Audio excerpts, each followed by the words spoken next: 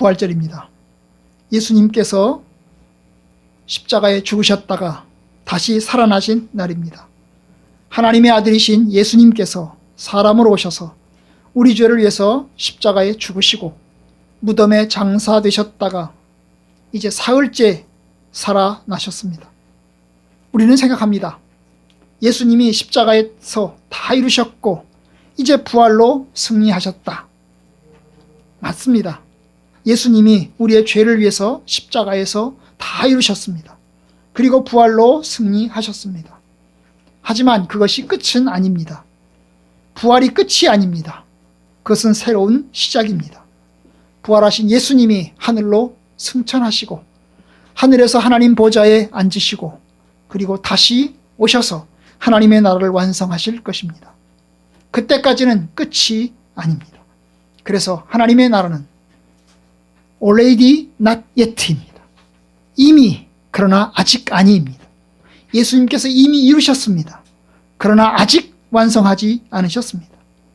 부활하신 예수님, 오늘 이제 부활하신 날 그가 무엇을 하셨는지 행적이 나옵니다. 바로 제자들을 찾아가셨습니다. 오늘 말씀 보면 부활하신 예수님께서 부활하신 바로 그날 저녁에 제자들이 있는 곳에 찾아가셨습니다. 19절, 이날 곧 안식 후 첫날 저녁 때에, 안식 후 첫날 저녁 때에, 바로 이 안식일이 토요일이었습니다. 그리고 토요일이 지난 안식 후 첫날 그 새벽에 예수님께서 부활하셨습니다. 여러분, 부활하신 시간부터 저녁에 찾아가신 그 시간까지 제자들을 뭐하고 있었습니까? 제자들은 숨어 있었습니다. 제자들이 유대인들을 두려워하여 모인 곳의 문들을 닫았더니, 여러분, 제자들은 뭐하고 있었다고요? 두려워해서 숨어 있었습니다. 문들을 꼭꼭 걸어 잠그고 이제 그들은 숨어 있었습니다. 사실 그들은 이틀 전에 예수님께서 유대인들에게 잡혀서 고통받으면서 십자가를 지고 골고다에 끌려가서 처형당하는 것을 목격했습니다. 예수님께서 잡히실 때에 제자들도 잡혀갈 뻔했습니다.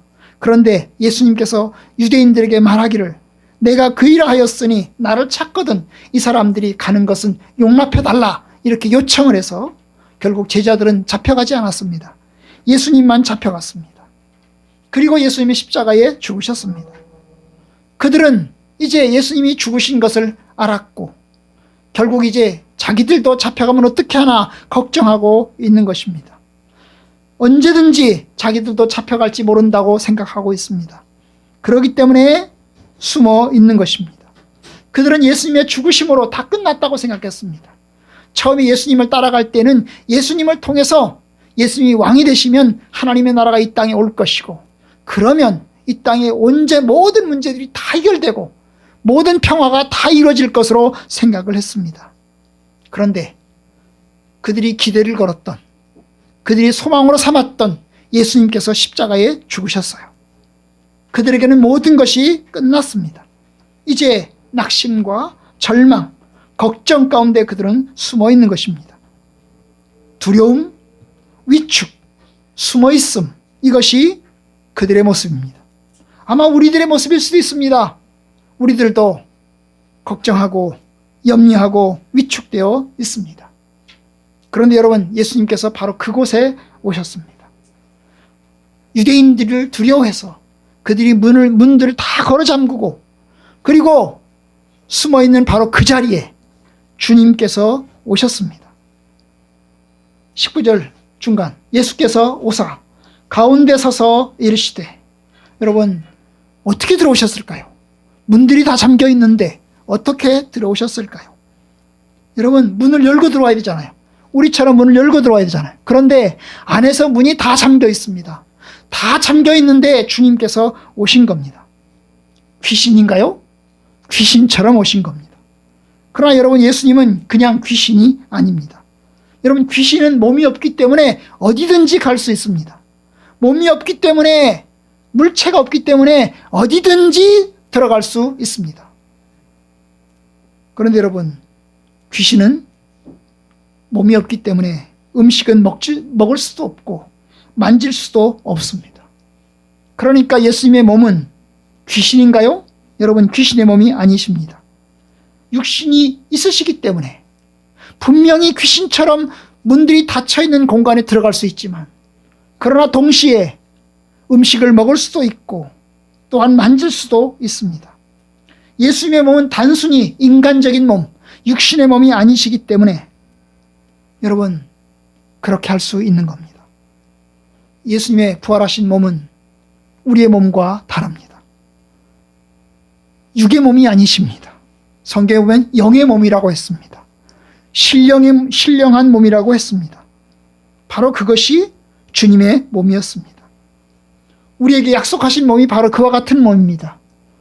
육의 몸으로 심고 신령한 몸으로 다시 사느니라. 약한 몸으로 심고 강한 몸으로 다시 사느니라. 썩을 몸으로 심고 썩지 않을 몸으로 사느니라. 이것이 주님께서 우리에게 하신 약속입니다. 바로 예수님께서 이 닫힌 문들을 통과해서 제자들을 있는 곳에 들어오셨습니다. 이 장면이 우리에게 얼마나 위로를 주는지 모릅니다. 여러분, 예수님은 우리 인생의 문이 닫힌 곳에 오실 수 있습니다. 주님은 살아계시고 능력이 있으시기 때문에 어떤 문이든지 들어갈 수 있습니다. 하시고자 하시면 하실 수 있습니다. 하나님의 능력이 크시니 언제든지 그렇게 하실 수 있습니다. 그렇게 오신 예수님, 제자들에게 뭘 주십니까? 첫 번째 선물로 주시는 것이 평안의 인사를 주십니다. 너희에게 평강이 있을지어다. 제자들에게 주신 첫 번째 메시지는 평강의 인사였습니다. 이 평강, 우리나라 말로는 평안이 있을지어다, 평강이 있을지어다이지만 히브리어로는 샬롬입니다. 이 샬롬이라는 것은 마음의 평안일 수도 있고 사람들과의 평안일 수도 있습니다. 어쨌든 그 평안은 두려움 속에 살고 있는 제자들에게, 불안 속에 있는 사람들에게 주시는 하나님의 여유와 넉넉함입니다. 바로 이 평안을 그들에게 주셨어요. 그들의 마음 가운데 두려움이 있기 때문에, 절망이 있기 때문에 하나님께서 그들에게 평안을 주시는 겁니다. 그러면서 예수님께서 뭘 하십니까? 자기의 몸을 보여주십니다. 자기의 손과 그리고 자기 옆구리를 보여주십니다. 20절 이 말씀을 하시고 손과 옆구리를 보여주셨다고 그랬어요. 왜 보여주셨나요? 내가 부활했다고. 내가 부활했다고. 그럼 손엔 뭐가 있을까요? 손을 보여줬어요. 손엔 뭐가 있을까요? 못자국이 있는 것입니다. 옆구리엔 뭐가 있을까요? 창자국이 있는 것입니다. 마치 수술 자국이 있는 거랑 같은 거예요. 수술했으면 수술한 자국이 있잖아요. 수술 자국이 있는 거랑 같은 거예요. 그러면서 내가 보여주는 거예요. 야, 내 봐라. 내가 부활했다. 내 못자국 봐라. 내 옆구리에 창자국 봐라. 보여주시는 것입니다. 바로 자신이 부활했다는 것을 보여주시는 겁니다. 여러분, 예수님은 귀신이 아니십니다. 귀신은 몸이 없잖아요. 육체가 없잖아요. 그런데 예수님께서는 손을 보여주셨고 옆구리를 보여주셨어요. 육체가 있다는 거예요, 없다는 거예요? 있다는 겁니다. 몸이 있는 겁니까? 없습니까? 몸이 있는 겁니다. 볼 수도 있고 만질 수도 있는 겁니다. 사실 이 자리에는 도마가 없었어요. 도마가 없었어요. 제자들이 이제 나중에 도마에게 이야기를 합니다. 우리가 예수님을 봤다. 부활하신 예수님께서 우리에게 찾아오셨다. 그렇게 얘기하니까 도마가 뭐라고 그랬냐면, 나는 그의 손을 만져보고 그의 옆구리에 창자국에 내가 손을 넣어보지 않고는 내가 믿지 않겠다. 그렇게 이야기를 했어요. 그러자 나중에 예수님께서 다시 찾아오십니다. 일주일 뒤에 제자들이 모여있는 바로 그 자리에 예수님께서 찾아오십니다. 그리고 도마에게 이야기합니다. 너 나 만져봐라. 그리고 여기 옆구리에 네 손 넣어봐라. 이야기합니다. 여러분, 그래요. 예수님은 십자가의 흔적을 가지신 몸으로 부활하신 겁니다. 마치 수술 자국이 있으신 것처럼 부활하신 몸으로 부활한 겁니다. 여러분, 우리가 부활할 때 모습이 어떨까요? 우리의 모습은 최상의 모습으로 부활할 것입니다. 그러나 여러분, 우리가 전혀 다른 얼굴로 부활할까요? 제 얼굴이 전혀 다른 얼굴로 부활할까요? 아닙니다. 저 송창국의 얼굴 그대로 부활할 것입니다. 아멘? 아멘. 이것이 예수님의 몸입니다. 우리의 몸 그대로 부활할 겁니다. 그러나 모든 환경은 좋아질 것입니다. 시력이 나쁜 사람은 시력이 좋아질 거고, 안경을 안 써도 될 거고, 그죠? 그리고 여기에 뭡니까? 무슨 연약함이 있는 사람들, 그 연약함이 다 해결된 채로 건강하고 온전한 채로 있을 것입니다. 만약에 손이 6손이다, 손가락 6개다인 사람은 손가락 6개인 채로 부활할까요? 아마 모든 사람들처럼 5개인 채로 부활할 걸로 저는 믿습니다. 온전한 상태로 부활한다는 것입니다. 그러나 또한 중요한 흔적을 가지고 있는 겁니다. 중요한 기억은 다 가지고 있는 채로 부활할 겁니다. 만약에 우리가 하나님 나라에서 주님을 만났을 때 세상에 살던 우리의 기억이 없을까요? 기억 다 그대로 가진 채로 우리가 부활하게 될 것입니다. 아마 우리가 다른 하나님 나라에서 다른 사람들을 많이 만날 텐데 그 중에서도 성화교회 식구들을 만나면 더욱더 반가울 것입니다. 왜냐하면 같이 신앙생활을 했고 같이 먹었고 같이 나눴기 때문에 그럴 것입니다. 여러분, 그래요. 주님은 자신의 몸을 보여줬어요. 평안의 인사, 너에게 평강이 있을지어다. 그리고 그러면서 자신의 몸을 보여주신 것입니다. 그러자 제자들 어떻게 합니까? 너무나 기뻤습니다. 20절 후반, 제자들이 주를 보고 기뻐하더라. 주님의 평안의 말씀을 듣고, 그리고 또한 자신의 몸을 보여주시자 제자들이 기뻐합니다. 왜요? 주님이 다시 부활하셨구나. 주님이 아주 떠나신 게 아니고 죽어서 없어진 게 아니고 다시 부활하셨구나 싶어서 그들은 주님을 보고 기뻐합니다. 두려움이 기쁨으로 바뀐 것입니다. 주님의 부활이 저와 여러분들에게도 두려움이 기쁨으로 바뀌는 은혜가 있기를 바랍니다. 주님의 부활을 보기 전에는 두려워하던 숨어있던 그 제자들이 주님의 부활을 보고 기뻐하듯이 하나님을 만나기 전에 세상 속에서 절망하고 두려워하는 사람들이 예수님을 만나서 소망과 기쁨을 가지는 것처럼 저희들에게도 기쁨과 소망이 충만하기를 바랍니다. 그런데 주님이 다시 말씀하십니다. 다시 두 번째로 이야기합니다. 뭘 얘기하시나요? 21절 예수께서 또 이르시되 너희에게 평강이 있을지어다. 앞에 했던 이야기를 또 합니다. 너희에게 평강이 있을지어다. 평안하라. 너희에게 평안하라. 두려워하지 말고 겁내지 말고 걱정하지 말고 평안하라. 여러분, 그래요. 주님이 제자들에게 주시고자 하는 것은 평안입니다. 예수 그리스도를 믿고 주님 안에서 부활의 소망을 가지고 평안하기를, 샬롬을 누리기를 바랍니다. 그런데 여러분, 그것이 끝이 아닙니다. 평안하라, 기뻐하라, 즐거워하라, 그것이 끝이 아닙니다. 그러면서 21절 예수님께서 새로운 이야기를 하십니다.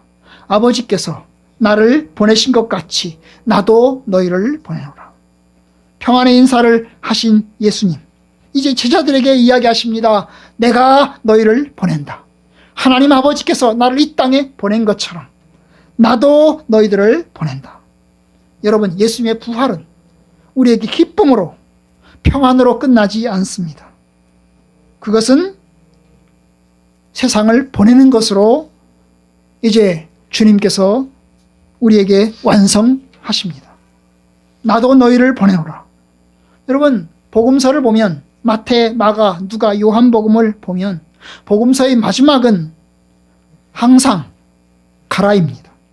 너희는 가서 모든 민족을 제자로 삼아 세례를 베풀고 내가 너에게 분부한 모든 것을 가르쳐 지키게 하라. 너희는 온 천하에 다니며 복음을 전파하라. 너희는 이 모든 일의 증인이라. 예수님께서는 우리에게 감사로 기쁨으로 끝내시는 것이 아니고 가라고 이야기하십니다. 내가 너희를 보낸다고 이야기하십니다. 우리가 부활주일에 이렇게 감사함의 예배를 드리지만 예수님의 복음은 감사로 평안으로 끝나지 않습니다. 그것은 세상으로 보내는 것으로 완성이 됩니다. 너희들은 세상으로 가라. 여러분, 부활은 세상으로 보내는 것입니다. 여러분, 교회는 모이는 교회가 있고 흩어지는 교회가 있습니다. 성도들이 함께 모여서 예배하고 주의 말씀 속에서 양육받는 교회, 성도들의 공동체를 가지는 교회, 이것이 모이는 교회입니다. 하지만 그것만 있는 게 아닙니다. 우리는 주일이 끝나면 다시 세상으로 나아갑니다. 삶의 현장으로 나아갑니다. 그리고 일주일 동안 우리의 각자의 생활 속에서 믿음의 삶을 살아갑니다. 이것이 흩어지는 교회입니다. 모여있는 성도들이 하나님 앞에 모여서 예배하고 이제 세상으로 나아가서 그곳에서 하나님의 말씀을 붙들고 소금으로 빛으로 섬기고 사는 것입니다. 이것이 흩어지는 것입니다. 여러분, 부활절은 그런 면에서 모이는 날이기도 하지만 그러나 동시에 흩어지는 날이기도 합니다. 제자들을 보내시는 겁니다. 이제까지 나는 너희들과 함께 있었다. 그런데 이제부터는 너희들이 나가야 된다. 너희들이 세상으로 가야 된다. 라고 이야기하십니다. 나도 너희를 보내노라 그 말입니다. 물론 그냥 보내지 않아요. 여러분, 그냥 보내시지 않습니다. 주님이 22절에 말씀하십니다. 이 말씀을 하시고 그들을 향하여 숨을 내쉬며 이르시되 성령을 받으라. 성령을 받으라. 내가 너희를 보낸다 그러시면서 예수님께서 하시는 말씀 성령을 받으라 라고 이야기합니다. 성령이 뭘까요? 예수님 대신 우리에게 오시는 보혜사입니다. 이 보혜사라는 말은 성경에서 요한복음에서 보혜사라고 번역을 했는데 이 보혜사라는 말은 돕는 자 그런 뜻입니다. 상담자 그런 뜻입니다. 돕는 사람, 상담하는 사람입니다. 여러분, 성령님께서는 우리를 돕는 분으로 오셨습니다. 성령은 진리의 영으로 우리와 함께 하십니다. 부활하신 예수님께서 자신의 몸은 하늘의 보좌에 앉히시지만 예수님 대신 보내주시는 분이 보혜사입니다. 예수님 자신도 돕는 자입니다. 예수님 자신도 제자들에게는 돕는 자였습니다. 예수님 자신이 제자들에게는 상담자였습니다. 제자들이 어려울 때, 제자들이 문제가 있을 때 도와주고 해결해주는 사람이었습니다. 그런데 예수님 대신 오신 분이 바로 성령님이십니다. 그 성령님이 우리가 가는 길에 함께 하시는 겁니다. 그런데 성령은 영으로 오십니다. 예수님은 육으로 오셔서 우리와 함께 계셨지만 성령님께서는 영으로 우리에게 오셔서 우리와 함께 계십니다. 그러니까 성령이 우리 속에 계십니다. 우리가 가는 길에 함께 있는 것입니다. 우리가 홀로 가는 게 아니고 성령님께서 동행하시는 겁니다. 그러면서 또 이야기하십니다.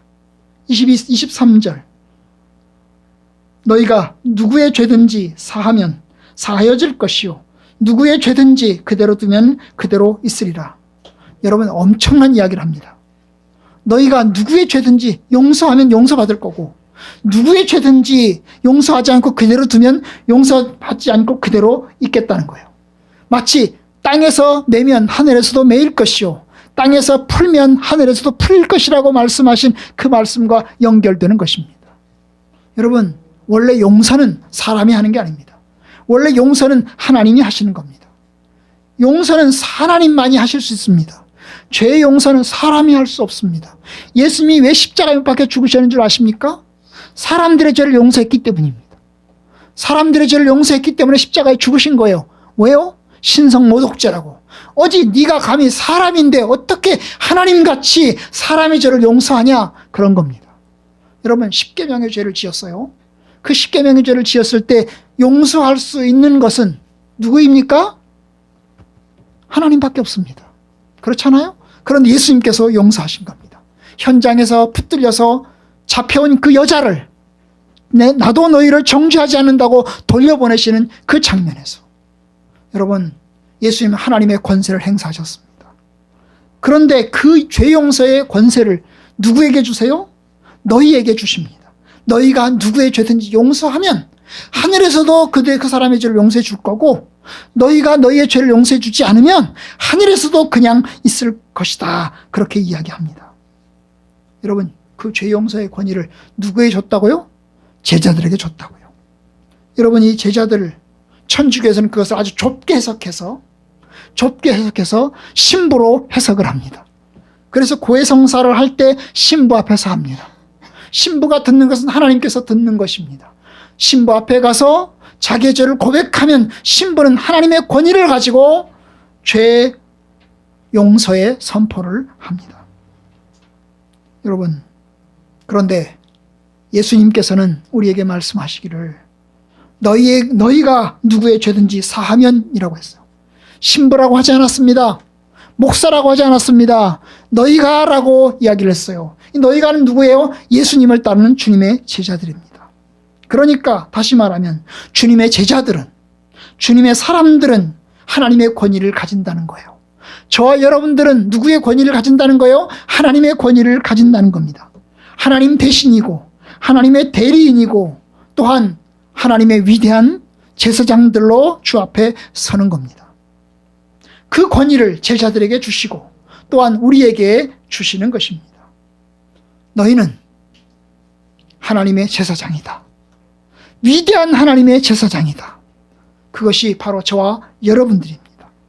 그 권위를 우리에게 주셨습니다. 성령과 함께 그리고 죄 용서의 권위를 동시에 주시면서 담대하게 가라고 이야기하십니다. 너희들이 세상에 나가서 내 대신 하나님의 뜻을 전하고 나 대신 하나님의 용서를 선포해라 라고 이야기하는 거예요.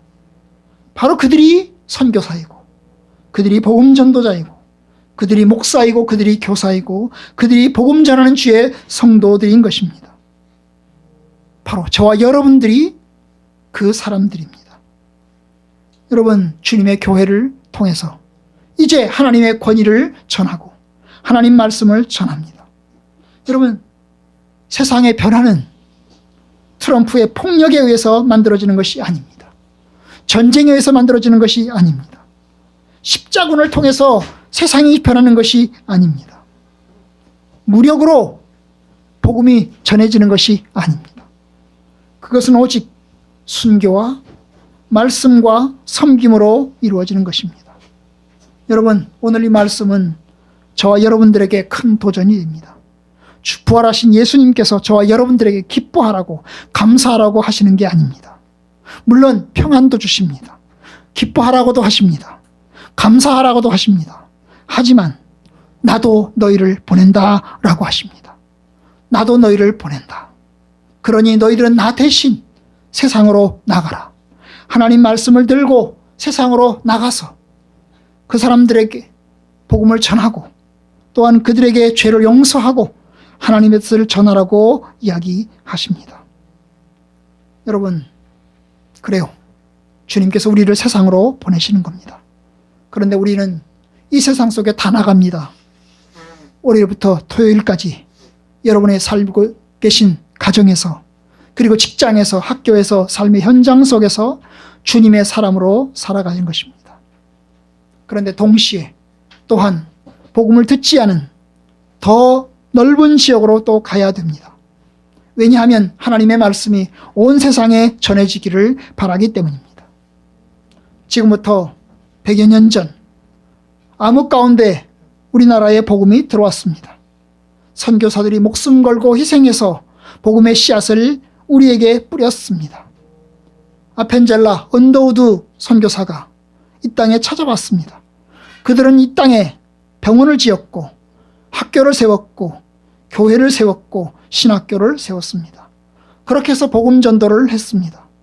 특별히 신학교는 선교사들이 열심히 복음을 전하다 보니까 안 되겠어요. 우리 갖고 안 되겠어요. 이 민족에서 이 사람들 속에서 사역자가 나와야 되겠다고 생각해서 만들었습니다. 우리나라의 최초의 신학교는 평양신학교였습니다. 1901년 평양에 신학교가 만들어졌습니다. 이 평양신학교는 처음에 건물이 없었습니다. 선교사였던 사무엘 마펫, 우리나라에 들어와서는 자기 이름을 마포삼렬이라고 이름을 지었어요. 이 사무엘 마펫의 집에서 신학교가 만들어졌습니다. 처음에 들어간 신학생은 2명이었습니다. 이 2명의 신학생들을 가르치기 시작을 했어요. 첫 번째에 2명이 들어갔고 두 번째에 몇 명이 들어갔고 또 몇 명이 들어갔어요. 그렇게 해서 몇 년 동안 교육을 시킨 다음에 첫 번째로 목사를 만들었는데 1907년 7명의 목사가 만들어졌습니다. 그 첫 번째 7명의 목사들 중에 한 명이 제주도 선교사로도 갔습니다. 건물이 없었어요. 그래서 안 되겠다 싶어서 이제 학교를 지어야 되겠다고 싶어서 1909년 이제 신학교 건물을 드디어 짓게 됐습니다. 사실 그 당시에 일제시대였기 때문에 돈이 없었습니다. 전부 다 일본이 수탈해 갔고, 그리고 또한 사람들은 가난하게 살고 있었습니다. 쌀도 부족했어요. 초가집에 살던 시대였습니다. 그래서 선교사들은 자기 나라 본국에다가 미국에다가 도움을 요청했습니다. 우리가 신학교를 지으려고 하니 돈 좀 보내주시오. 선교헌금 보내주시오. 요청을 했어요. 그리고 한국에 살던 사람들도 이제 열심히 또 뭐예요? 자기 집에 있는 물건 팔고 쌀 팔고 소 팔고 이러면서 신학교 헌금으로 헌금했습니다. 그렇게 해서 이제 평양신학교가 1909년에 드디어 지어졌습니다. 그들 속엔 이런 생각이 있었습니다. 목사님을 길러야 교회가 산다.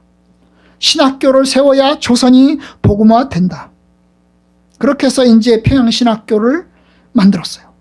그리고 배출된 목회자들이 전국에 흩어져서 교회를 세우기 시작했어요. 평양신학교 때문에 여러분 우리 장로교회가 번성하게 됐습니다. 일제시대에도 교회는 성장했습니다. 그리고 일제와 맞설 수가 있었습니다. 여러분 그 신학교 후예가 총신대학교고 장로의 신학대학교고 그 다음에 고신대학교고 합동신학대학교입니다. 여러분 우리가 오늘 오늘 헌금을 미얀마 신학교로 보내려고 합니다. 지난주에 얼핏 말씀드렸던 것처럼 미얀마는 저드슨 선교사가 1813년에 이제 버마로 들어가면서 시작된 지역입니다. 원래 이 저드슨은 브라운 대학에서 수석으로 졸업했습니다. 그리고 목사가 되려고 했어요. 아버지가 목사님이었습니다. 그래서 목사님이 되려고 했어요. 그리고 신학교를 들어갔지요. 신학교에서 열심히 공부를 했어요. 그러면서 선교사가 되기를 꿈꿨습니다. 그는 인도 선교사가 되고 싶었어요. 그래서 인도 선교사로 가기 위해서 자기 결혼해가지고 신혼에서 1812년 자기 부인과 함께 그리고 몇 명의 선교사들과 함께 인도 지역으로 갔습니다. 그런데 인도 정부에서 받아들이지 않는 거예요. 인도 정부로 들어갈 수가 없는 겁니다. 그래서 할 수 없이 이 버마 랑군으로 들어갔습니다. 거기서 미얀마 언어를 배웠고 그리고 미얀마 성문학을 공부를 했습니다. 그러면서 이제 어떻게 했어요? 미얀마로 성경을 번역을 했어요. 그리고 미얀마 사전을 만들어 냈습니다. 여러분 지난주에 말씀드렸죠. 3번을 결혼했다고. 첫 번째 부인 죽고 두 번째 부인 죽고 세 번째 부인까지 다 죽었어요. 결국 맨 나중에 홀로 남겨진 상황에서 홀로 죽었습니다. 13명의 자녀를 낳았는데요. 13명 대부분 다 미얀마에서 다 잃었습니다. 미얀마는 지금 현재 군부 정권입니다. 독재 정권입니다. 거기다가 내란을 겪고 있습니다. 그리고 경제적으로 굉장히 가난합니다. 그리고 불교 국가입니다. 그런데 그 속에서 복음은 사라지지 않았고 주님의 교회가 조금씩 세워지고 있습니다. 우리가 도우려고 하는 이 페닐 신학교는 원래 북부 타무 지역에 있는 신학교입니다. 이 타무 지역은 인도와 국경선이라서 인도에서 공부하신 분들이 이 타무 지역에 있는 사람들은 이제 여러 민족으로 구성되어 있는데 이 버마가 여러 민족으로 구성되어 있는데 버마어를 쓰는 사람들이 있고 그 다음에 소수민족들이 있는 것이에요. 그런데 이 그들은 이제 인도를 통해서 예수를 믿고 인도를 통해서 이제 중요한 것들을 다 수입해다가 씁니다. 그런데 이제 양고는 이 타무에서는 멀리 떨어진 마지막 최남단에 있는 곳입니다. 북쪽에 있는 타무와 가장 남쪽에 있는 양곤. 그런데 이 양곤은 미얀마에서 가장 발달한 도시라고 합니다. 수도는 옛날 20년 전에는 여기가 수도였는데 지금 현재는 수도가 아니라고 합니다. 그런데 굉장히 가장 발달한 도시라고 합니다. 그런데 그곳에 이제 이 페닐 신학교를 다시 만든 거죠. 제 아내가 아마 이번에 갔다 온 곳이 양곤입니다. 양곤에는 페닐 신학교 건축된 곳을 이제 보고 온 거죠.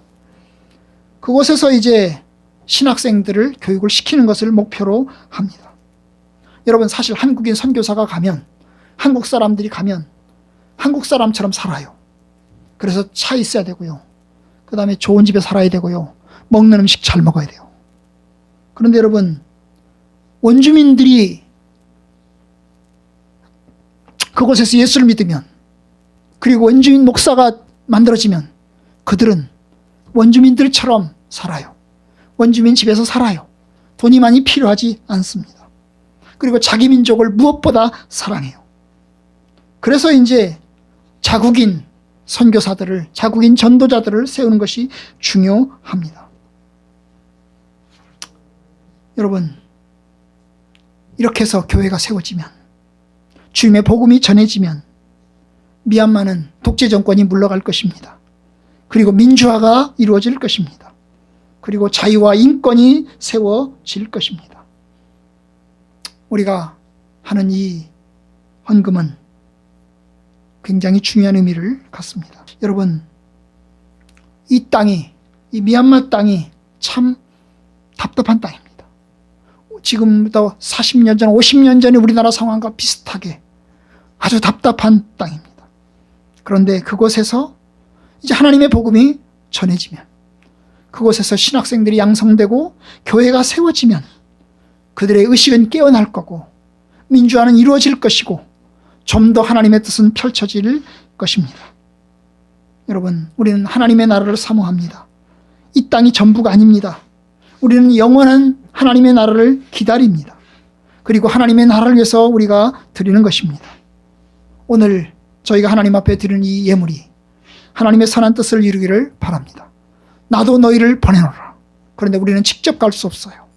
그 대신 선교사 양성의 모판이 되는, 목회자 양성의 모판이 되는, 영적 지도자 양성의 모판이 되는 신학교회 우리가 도우면서 그곳에서 하나님의 복음이 미얀마에도 펼쳐지기를 원합니다. 여러분, 감사합니다. 하나님의 은혜가 저 여러분들 가운데 함께하기를 주님의 이름으로 축복합니다.